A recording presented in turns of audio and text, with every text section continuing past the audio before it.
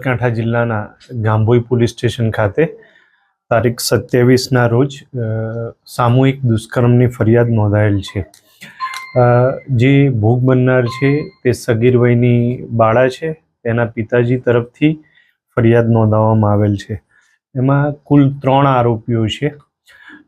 બનાવની વિગત એવી છે કે 26 તારીખના સાંજના 6, 6:30 આસપાસ અંધારાનો સમય થતાં આરોપીઓ પૈકી એના એક વ્યક્તિએ બાઇક આડું રાખીને આ બાળાને લાફો મારીને એને ખેતરમાં ખેંચી લીધેલું અને 2 આરોપીઓએ તેના સાથે દુષ્કર્મ કરેલું અને ત્રીજા આરોપીએ તેને પકડી રાખેલી હતી.